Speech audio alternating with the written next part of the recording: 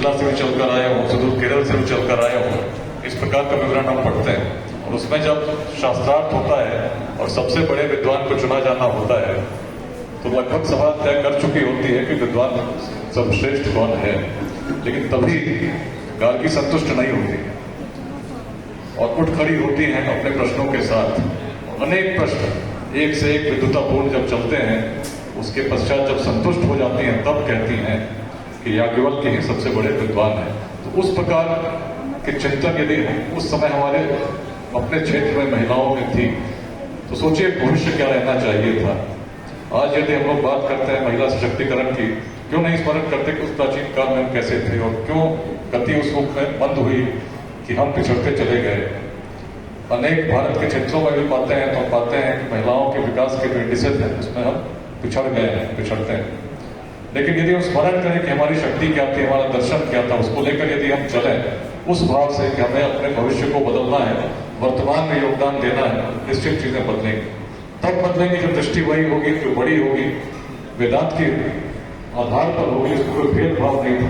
हर व्यक्ति में एक समान उस रूप को देखना जो समस्त ईश्वर को उस रूप में समझता हो। एक रूपता, साधता, उसी की प्रतीक है गार्गी पाठशाला, जिसमें कि उन वंचित बच्चों को जहां तक ज्ञान का प्रकाश उस रूप में नहीं पहुंच रहा सुलभ रूप में, उनको भी हम लोग उस रूप में उससे लाभान्वित करने का प्रयास कर रहे हैं और कौन कर रहे हैं।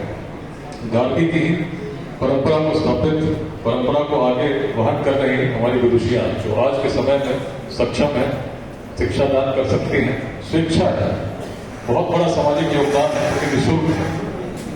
कुछ उसके लिए मन में देने की इच्छा नहीं, समाज को कुछ देने की इच्छा है, उसी को इच्छा के साथ अपना समय जो सबसे कीमती होता है उसको देती हैं ऐसे परिसरों में जिसे या तो सार्वजनिक किसी विद्यालय द्वारा उपलब्ध कराया गया हो या वैसे किसी व्यक्ति द्वारा उपलब्ध कराया गया हो जो समाज में योगदान करना चाहते हैं। और वैसे सार्वजनिक परिसर में उन बच्चों को आमंत्रित करके उनके अभिभावकों से बात करके नियमित रूप से जिस सामर्थ्य के साथ पाठशाला को संचालित किया जा सकता है करने का प्रयास करती है। आप सोचिए जिन बच्चों को उस प्रकार के स्वप्न है परंतु उनको उस रूप में हम शिक्षा के ज्योति से लाभान्वित नहीं कर पाते तो क्या होगा। सब तो अपनी पूर्ति तक पहुंच पाएंगे नहीं, लेकिन उस समय यदि कोई व्यक्ति आता है जिनका सहयोग करता है तो कितना बड़ा दान, कितनी बड़ी भूमिका उसके जीवन में वह निभाता है।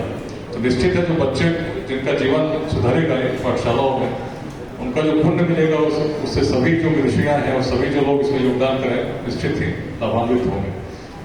बहुत अच्छा अवसर यह है कि आज 13 पाठशालाएं संचालित हुई है।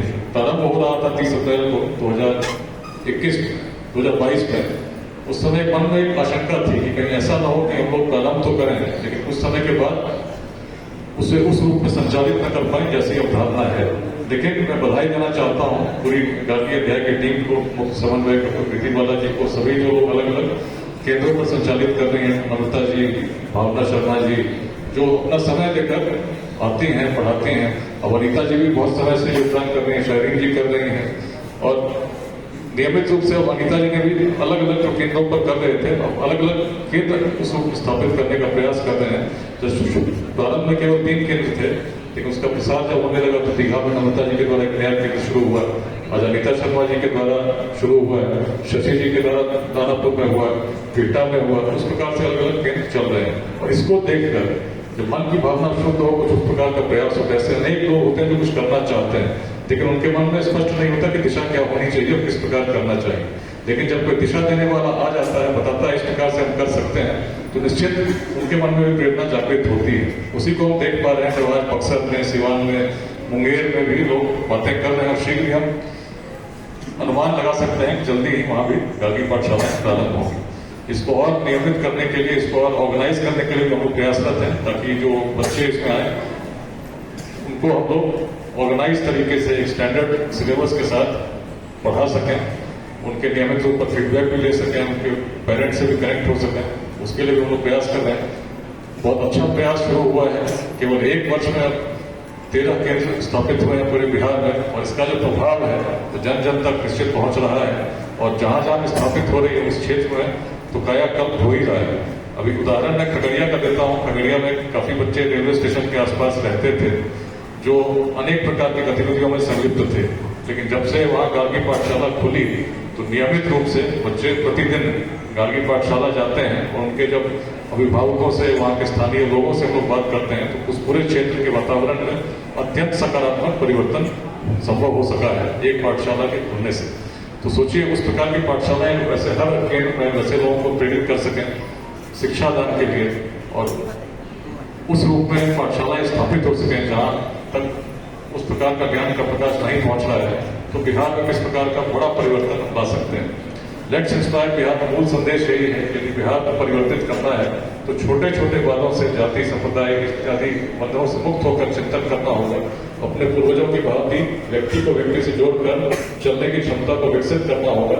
संघर्ष को छोड़कर सहयोग करना होगा, चिंता छोड़कर चिंतन करना होगा। जब मिलकर हम चलेंगे ऊर्जा को सही दिशा में शिक्षा, समता, उद्यमिता के विकास में लगाएंगे, निश्चित ही अपने वर्तमान और भविष्य को बदल सकेंगे। तो क्षमता असीम है जो कभी हमने उसको देखा है, इतिहास में हमने नेतृत्व पूरे भारतवर्ष का किया है और आज भी करने की क्षमता रखते हैं।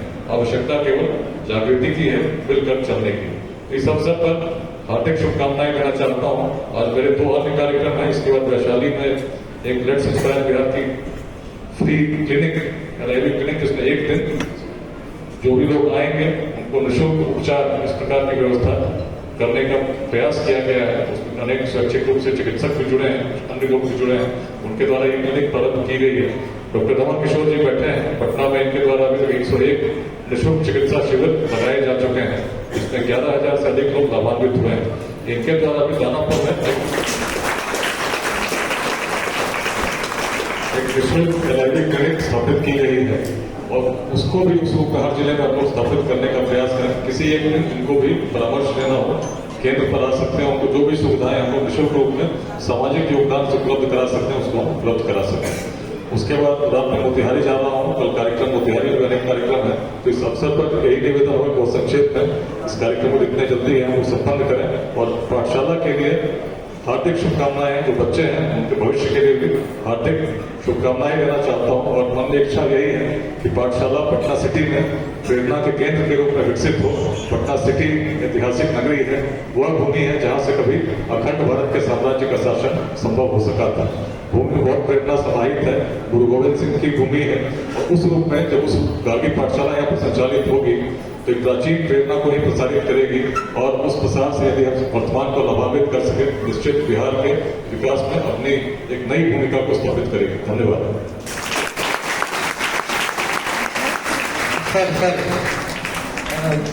सर थोड़ा समय